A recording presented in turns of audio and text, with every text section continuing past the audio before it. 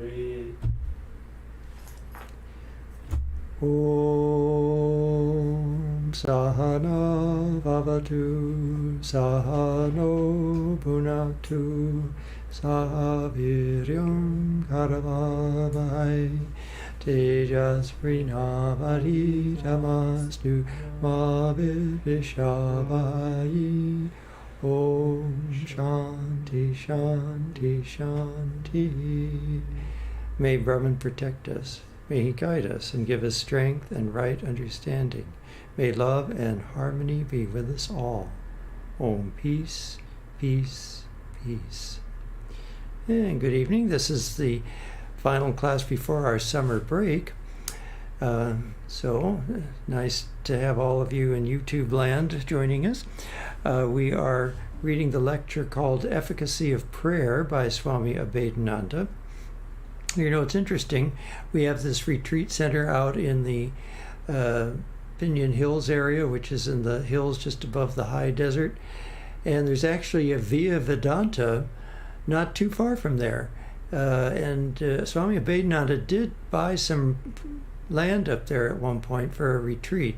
So I wonder if that has any connection or whether that's something completely unrelated. So, such mysteries we will not answer tonight. But we will look at the efficacy of prayer, and we are about halfway through this lecture.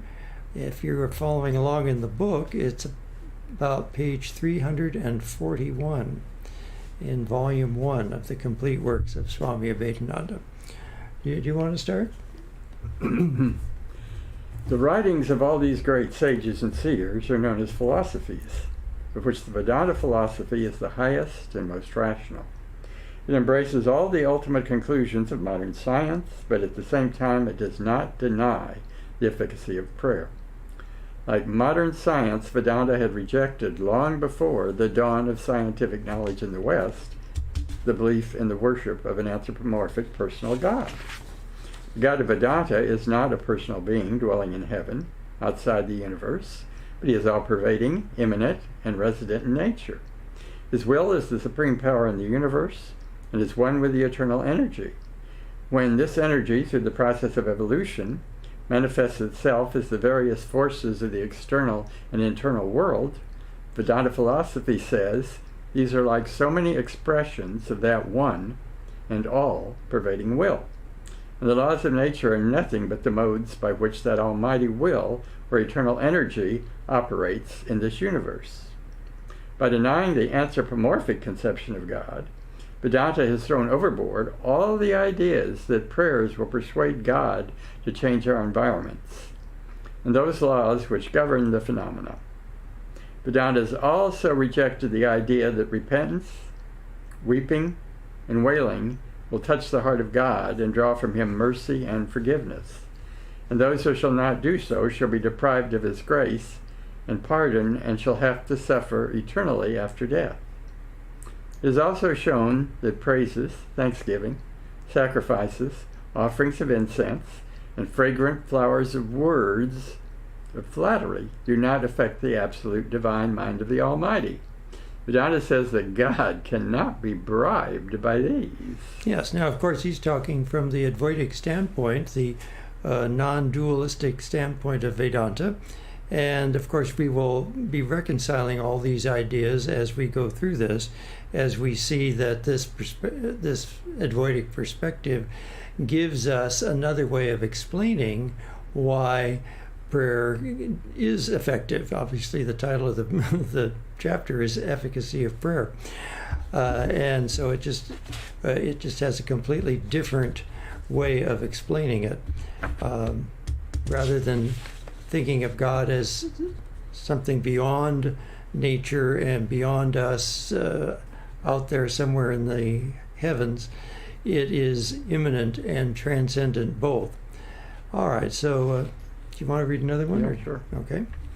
Here it may be asked, if God does not hear our prayers or change his laws, then how will Vedanta explain the sudden cure of diseases and other effects, which generally come through prayer?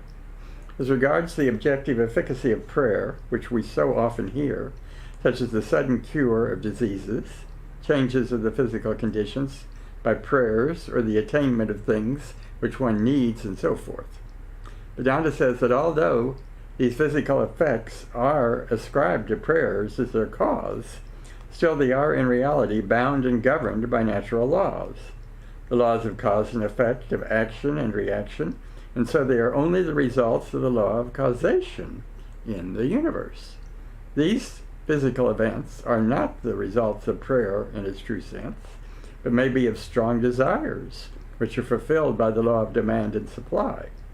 The monistic explanation of Vedanta admits one set of causation in the phenomenal universe and not two. There are no two sets of causes, as the scientists affect to believe that one set is physical and the other set is mental. The Vedanta philosophy teaches that both these sets are the expressions of one set, and consequently there is one set of causes in the universe. The scientists who do not believe in the monistic principles say that nature and mind are two separate things. There are also materialists who hold that mind is the result of matter. They try to trace the cause of mind to matter and material forces or their combination. Consequently, they give no value to psychical changes. But according to Vedanta, mind is the cause or the causal agent, and all causation first begins in the mind. Yeah, and of course, as we mentioned before, with quantum physics, Amit Goswami has pointed out that in that gap, the in uncertainty of the collapse of the wave function, there lies the probability of being able to affect change in the very subtle level. And he explains things like prayer and mental affirmations and so forth as going through that particular quantum uncertainty. All right. Willpower is the highest in the universe, and there is no other power greater than it. The power which is manifested on the physical plane can be governed by willpower. The tremendous power of electricity and steam can be brought under control by the willpower of man. All the physical powers are subject to willpower, which is the first expression of mind. Mind is not the result of matter. It may be material on the higher plane because mind is also finer matter in vibration. But still, it is not the effect of the forces that are manifested on the gross physical plane. Every mental change has its corresponding physical change. When desires first arise in our minds, they have tremendous power. They have the power of changing the physical conditions. Every new thought creates new changes in the brain, produces new brain cells, and consequently introduces a change in the whole nervous system. And when the nervous system is changed, its relation to the external environments also changes. It will seek such environments as are favorable to and helpful for the manifestation of its changed condition. Of course, ordinary minds cannot recognize such minute changes. But however subtle the changes may be, their efforts are tremendous, and they mold the whole nature and character of an individual. If a person indulges in evil thoughts and allows these to rise in his mind and govern him, the whole action of the mind and body will take a corresponding change and will accordingly mold his nature. These evil thoughts will not stop until the results will come through the law of causation or the law of cause and sequence. The results may be physical or mental. If the evil thoughts which rise in the mind of persons be harbored for a long time, these thoughts will affect the minds and conditions of other persons with whom they are intimately connected, as will agree with their ideas and thoughts. Just as a wave will not subside entirely, but will go on producing a current, so when a new thought rises in our minds, it creates a kind of wave in the ocean of universal mind. Then that current influences the minds of other persons and ultimately comes back to the center from which it started and brings the results either in the form of good or bad. Thus every mental act, by the law of action and reaction, must react upon itself in some way or other and bring similar results. Yeah, and of course we've already talked about several of the interesting incidences that indicate that the mind really does have quite an influence on our bodies, such as incidences of healings. Did we talk earlier about the case where the patient was given a particular new drug that was supposed to cure cancer, and his belief in the drug was so strong that indeed his cancer went into remission? But then it was discovered that the drug actually was not effective in clinical trials. They showed that it was actually not curing cancer, and he immediately went back into having cancer. His cancer came back, and so then the doctor wanted to explore this positive thinking idea, and so he said, well, they've got a new one now, and so we're going to see if this works. This is the new version, and it's much better. And so again, he went into remission. But then again, he read a news article that showed that the doctor had been making this up, and he ended up getting cancer again and dying. So just his strong belief in the power of the drug was causing him to be cured, even though the drug itself was not causing it. But then when he found out the drug was not working, he lost his faith, and the cancer came back. There are many instances of the placebo effect, as they call it, and that they always have to test for that when they're doing clinical trials on any kind of new medication or any kind of new treatment process. They have to guard against what's called the placebo effect, where just the patient's belief that they are being given a cure will cause them to feel better. And it's difficult, when the doctor asks you, well, how did you feel after trying the new medicine for a couple of weeks? And you kind of think, well, I don't know. I guess I felt a little better. You want to feel like you've made some progress, but sometimes you're not even quite sure. And so we tend to try to convince ourselves that things are having an effect when sometimes they're probably not. But if we could be that convinced that we were going to feel better anyway, we could do it without the drug, as has been demonstrated many times, where people given sugar pills but told they're being given a new drug, they get along, they get as much improvement as the people getting a drug. So our mental state really does affect our physical state. And of course, negative thinking is equally powerful in the opposite direction. So people that get depressed often also find themselves getting other illnesses simply because they're depressed. All right, so let's continue. Mental changes must manifest themselves on the physical plane, and if the mental changes have no corresponding physical medium, they will not express themselves so readily until they create a proper medium. For instance, if I have a desire to write a letter, that desire is in my mind, and the thoughts are in my mind also, but the physical conditions must be there, otherwise I cannot write. So in order to get the material expression of that desire and the thoughts, I must have pen, ink, paper, and other requisites.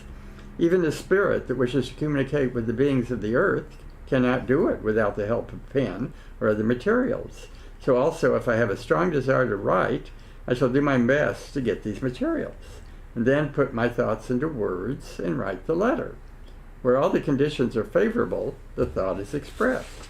But if my hand becomes paralyzed at that time, in spite of all the conditions being favorable, it will be impossible for me to write. That paralysis may be temporary or permanent. If it be temporary, it may be cured either by mental power in the form of a strong desire, or by removing the clot of blood and the obstacles that prevent the activity of motor nerves. Prayer is nothing but a mental desire which generates new currents in the system. These currents produce certain results, showing that mental power is stronger in many cases than that which can be obtained through drugs. But if the organs be completely destroyed in some way or other, then No amount of prayer can remove that condition. No Christian scientist nor any faith healer will be able to cure that case of paralysis. Now, of course, he's obviously referring to things like automatic writing here and things, which was very popular back in that time. And so he's addressing people's interests in those things, how spirits might communicate writing through somebody else through a pen or something of that nature. So he had to address the things that were of interest to people in the time. And of course, let's see, I had something else I wanted to say now. Can I remember what it was? Think positive here, Swami. Of course, every physical being has to go through the process of dying and death at some point, and no one's going to live forever. And so we also have to remember that we can't expect all cures to work all the time, and that eventually the body parts are going to wear out and the body's going to disintegrate. And of course, our goal is not to have the body live forever. Our goal is to be able to spiritually realize our own true nature, and so that when we do leave the body, we have that transcendent realization and are liberated from the cycles of birth and death. There's a footnote here, but mine doesn't seem to be complete. Not quite sure. It says, but so far, this is about that automatic writing, but so far as spiritual communication is concerned, there are exceptional cases where spirits can directly communicate. I remember in this connection how all independent voice in a seance in the house of Sir Alfred Turner addressed us, "Good evening, brother." Okay, so, all right, let's continue. It is for this reason that Vedanta says that those desires which are in harmony with the laws of nature are surely fulfilled sooner or later. If I have a desire to fly in the air, that desire will not be fulfilled until I have wings. Well, one may fly in a dream or in an airplane, but it will not be the fulfillment of that particular desire. If we know that all desires are governed by the natural law of cause and sequence, and if we make our desire harmonize with natural laws, we're sure to get the results. And what we ordinarily call prayer is nothing but the expression of our intense desires. Desires and willpower being the causes, end in producing similar results, being actions. They produce similar reactions. Desire brings their results more quickly when they are attended with a strong faith in their fulfillment, and that faith is strengthened by the belief that God hears what we say. It is for this reason that all the dualistic religions insist upon praying with a firm belief. But the Vedanta philosophy does not call these expressions of our desires as true prayers. These desires we may mistake for prayer. And these verbal expressions of our desires we may say have been heard by God. The thing is, if we want anything, the demand will bring the result by the law of demand and supply.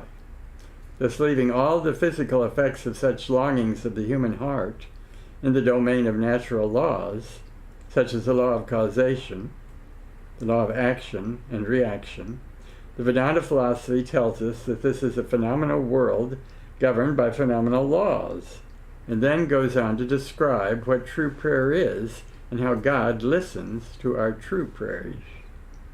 That doesn't make sense. True prayers. Prayers, probably. Right. Yeah, so, and basically, I think we'll see that he's going to be showing how when we pray to a personal God, that's really a way of praying to ourselves. It's a way of being able to focus our intentions and our desires, and realizing that there is a higher power beyond our little ego. So we're really praying to to the super ego, the super mind, the cosmic mind, you could say, that we are all connected to. And so we're just going to personify that as a particular God figure. a particular deity or a particular incarnation. And of course, these incarnations have had the ability to affect healings on people simply by their spiritual presence. And so it's natural to turn our mind on such figures in our times of need. All right, well, we're almost done here. Just got a couple more pages. Okay. According to Vedanta, begging for material objects, either in the shape of prosperity or in the form of success or of name and fame, is not a true kind of prayer. The child of the omnipotent spirit begging for toys of the world, what a degeneration of the mortal man. God does not hear such prayers. They are fulfilled through natural laws. The desire for freedom from punishment is not true prayer, because that freedom will not come before we have reaped the results of our acts. Suffering is nothing but the result of the reaction of our own actions. If we have committed certain deeds, God cannot give us freedom from the punishment. Thanksgiving is not true prayer. God does not care for thanks. The expressions of the feeling of buoyancy for the enjoyment of sense pleasures, or giving thanks to the Maker, is not true prayer, according to Vedanta. We've come to this world by the natural law to fulfill our desires and to reap the results of all the works done in our previous incarnation. We are responsible for all the sufferings and pleasures of this life. So whether we thank God or not, we shall have to reap the results, and it does not make any difference to God. Now, of course, there's another theory of karma that says, yes, you have to, you end up reaping the results of your karma, but once you've achieved liberation, all of those karmas are burnt asunder. You don't have to work through all of them once you're a realized soul. So once the grace of God descends and you've realized your oneness with the ultimate reality, all of those karmas are burnt asunder. All right, so let's continue here. He's taking a pretty hard stance here. Yeah. Whose stance was that now? Yeah. True prayer is a mental... This is Abhedananda, yeah. Here's what he says. Yeah, but when we listen to Holy Mother and Swami Abhedananda and Ramakrishna and Jesus and all sorts of people, we get a slightly softer opinion. But he's talking from the very strict Advaitic standpoint here. True prayer is a mental and verbal expression of the highest spiritual ideal. It consists not in trying to get anything from outside, but in unfolding the higher powers that are slumbering within the soul. It is the expression of that determination of the individual soul for reaching the highest goal of life. It is the constant desire or constant aim or constant thought of attaining to the highest spiritual realization. When we rise above all ordinary desires and do not seek the fulfillment of such desires, then we are ready for true prayer. True prayer is the prayer of the individual soul, or the soul of the apparent man to the spiritual or divine self or God who dwells within us. It comes to the soul, which is awakened to the transitory and ephemeral character of the phenomenal universe, and which longs for freedom from selfishness and all worldly imperfections that give us trouble and make us unhappy in this life. Yes, and that is important to remember, that wishing for material things or just wishing for health and prosperity and that sort of thing, those are really the lower desires, some of which actually get in the way of your realizing your true nature. However, sometimes good health is necessary for doing spiritual practices. So if you look at it that way, asking that your health be good enough to sustain your spiritual practices would be in line with your spiritual goals. But just wishing for long life and health just so that you can enjoy things more, that's not really going to benefit your spiritual life so much. All right. True prayer is said to be heard by the Supreme Being when we remember our spiritual nature. Think of it and try to realize it in this life by unfolding the higher nature that is dwelling in you. When an earnest soul longs for spiritual illumination and prays for the manifestation of higher powers that are latent, then the divine spirit, which is the soul of our souls, is said to hear that prayer from within and not from outside, and then it manifests in nature. The true prayer is the expression of that attitude of the human mind, which arouses the divine nature in man and makes it govern the lower, selfish, or animal nature, by which we are directed in our ordinary life to perform selfish acts. According to Vedanta, lip prayer is no prayer at all. True prayer is always mental. It is the earnest longing of the heart. It rises in that undisturbed mind which seeks higher enlightenment, knowledge, freedom, and perfection. Yeah, so he's really getting down to the crux of things here. And we see that the highest prayer is to pray for our spiritual realization. And what you're really doing is praying to your higher self to manifest over your lower self. And so this is really the idea of true prayer. But of course, in the dualistic schools, that we tend to personify that higher self in some sort of personal way. That's the whole idea of a dualistic school, is that God becomes becomes personal. So it's the idea of prayer is probably the easiest way for people to relate to God. And I think sometimes if you can demonstrate that prayer works even for more ordinary things, it increases your faith in a higher power. And so that you become more aware of the real nature of the universe, that there is that transcendent higher power that is within you, and you're simply calling on that higher power. So even praying for some of these more mundane things can start to lead you towards a more spiritual attitude. But of course, I think he's also trying to kind of address what was probably becoming popular in those days, to pray for, well, even today, you get certain spiritual traditions that try to pray for abundance and pray for more fancy cars and a big house and a great job where you're going to earn 6 and 7 figures and so forth.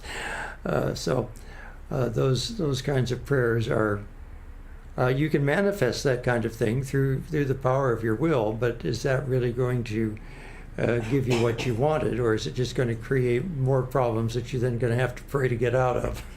All right, let's continue. True prayer is the expression of the determined efforts of the human mind to conquer, subdue, and control the lower self. It is the soliloquy of the awakened soul. When the soul is awakened, it looks at the facts of life from a different standpoint, compares them with the highest ideal, and wants to be in tune with that perfect ideal. We must live in freedom and have perfect control of mind and body, and in trying to attain to that state, if we find that there are overwhelming attractions of the lower self which drag us down to the plane of animal nature, we make a strong determination to overcome those obstacles by knocking at the door of that spirit, which is the storehouse of all power and strength. That knocking is, according to Vedanta, the true prayer of the soul. Whether we make any verbal expression of our determination for the realization of truth or not, when that knocking comes, and the soul is ready to enter into the domain of spiritual truth. And at that time the door opens, and the individual soul is allowed to enter into the abode of infinite peace, and it gains divine communion with the Supreme Spirit dwelling within us. Then unbounded spiritual strength comes to the soul, and it overcomes all the obstacles and obstructions that prevent it from realizing the ideal or from making its own nature harmonize with the divine. Then it is said that true prayer is heard and answered by the Supreme Being. God does not hear the expressions of our desires, but when we long for that emancipation, which is the highest ideal of life, and try to attain it with a strong determination, and that true prayer of ours is fulfilled. True prayer is the first expression of the intense longing for freedom from all limitations. It must always be attended with absolute faith and conviction, and with a concentration upon the meaning of what one utters. Mind must not think of anything else at that time. True prayer is but the contemplation of the divine nature by mentally repeating the ideal in words. Whenever we think of anything, we think in words. And when we mentally repeat the name of the ideal, concentrating our mind on it, that prayer is the true prayer.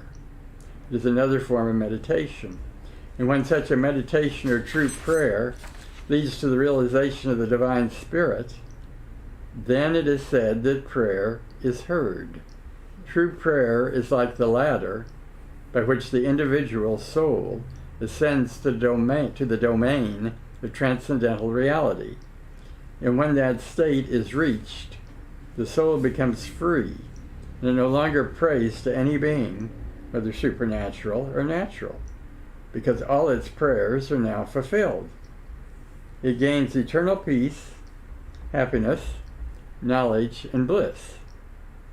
Thus a man who has realized divinity in himself and has purged out all ideas of separateness has obtained the efficacy of true prayer. Such a man never begs for anything.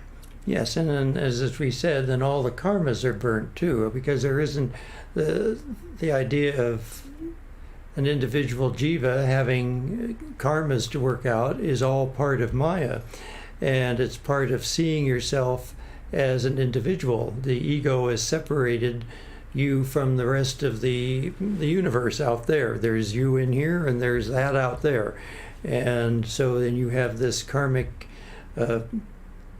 pattern about you that you've been working through many lifetimes, but it's all part of this illusion. It's all part of Maya. And so once you've realized that that's all an illusion, the karma doesn't affect you anymore, because you aren't the individual jiva. You're not an ego. You're not an ego-bound spirit. You're one with the infinite. How can karma bind anything of the infinite? It's impossible. So, all right. So let's. We just got a couple more paragraphs here. True prayer brings to the soul enlightenment and wisdom, dwelling latent in every individual. It is the means by which that latent force is roused. Thus, having attained the subjective value of true prayer, the individual soul begins to feel the relation which it bears to the Supreme Being, learns to surrender its will to the cosmic will that moves the phenomena of the universe and governs all the physical and material forces, and ultimately becomes the playground of the Almighty Will. Then he feels that his mind and intellect are but instruments in the hands of the Almighty Being.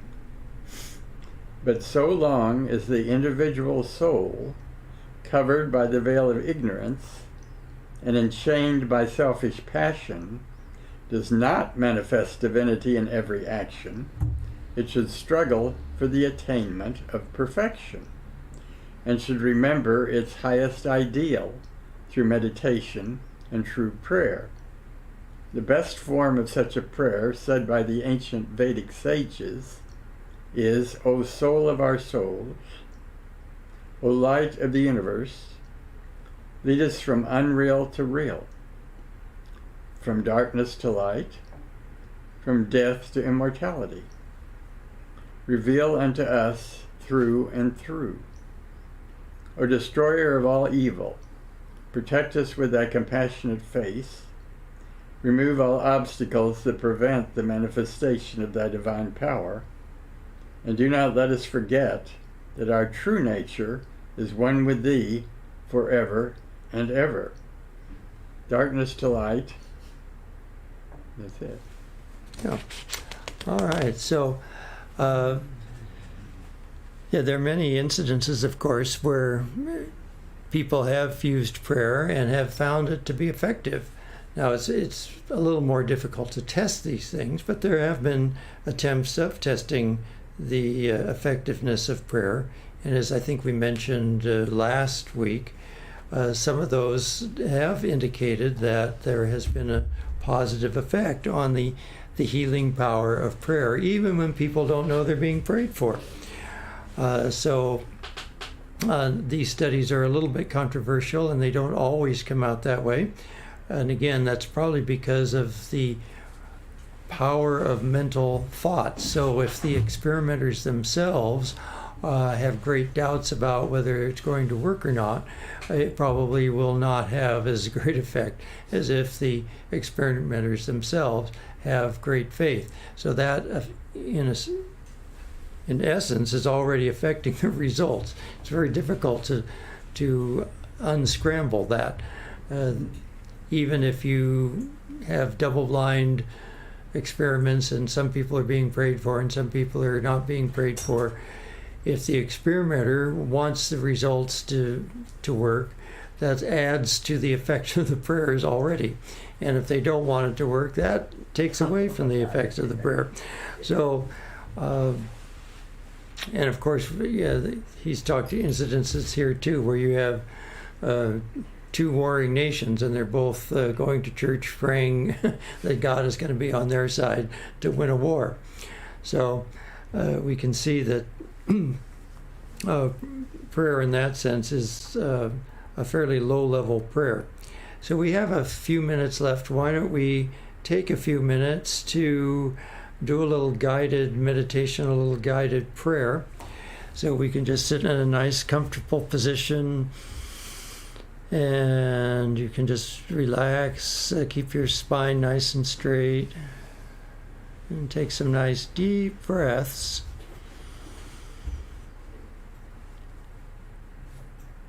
And feel that you are connected with the divine energy of the universe. As you bring in the prana through the breath, it's filling you with divine light, the divine light of the cosmos. It's being inhaled with the breath and filling your whole being, circulating down the front of your body, and then as it gets to the base of the spine, it circulates back up and goes up the spine to the crown chakra. You can even think Om as you do that. Om, the cosmic Om sound, the sound of all created beings, the connection with the ultimate reality and the created universe. Om.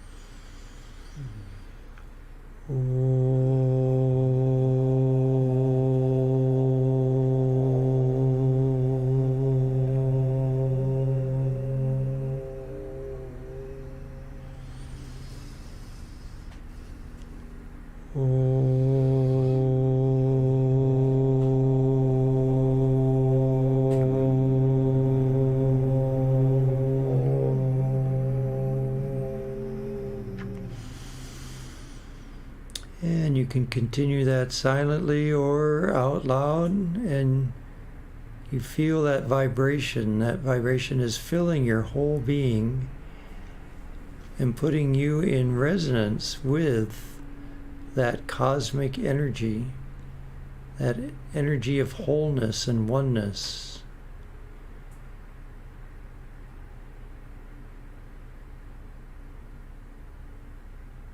The barrier of the ego is disintegrating with that vibration.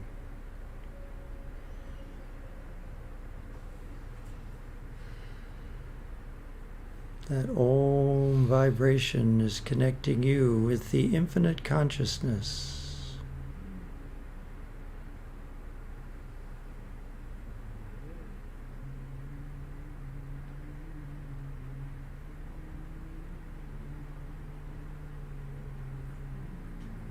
So we are being led from the unreal to the real. These vibrations connect us to the real self, the real nature of the universe.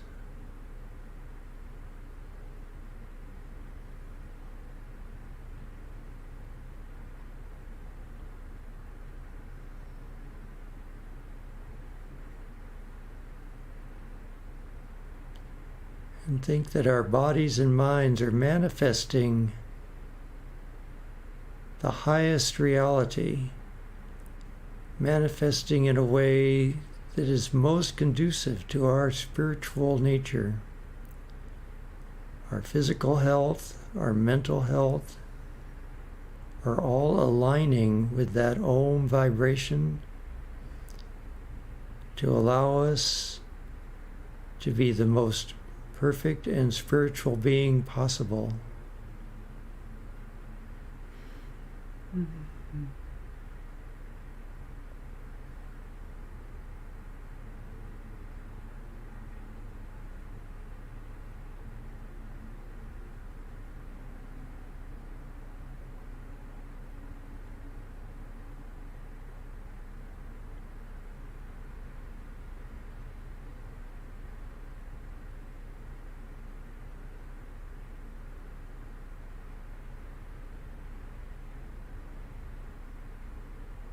My true nature is one with the nature of Brahman.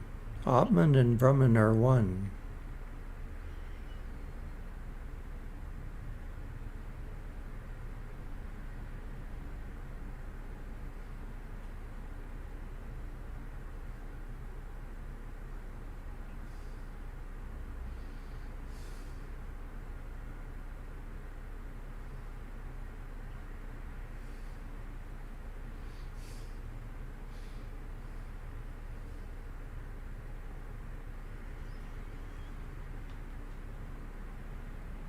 Now that we're in tune with that oneness of vibrations, feel that that oneness of vibration is expanding out and connecting us with all beings through the infinite power of oneness and love, that universal love.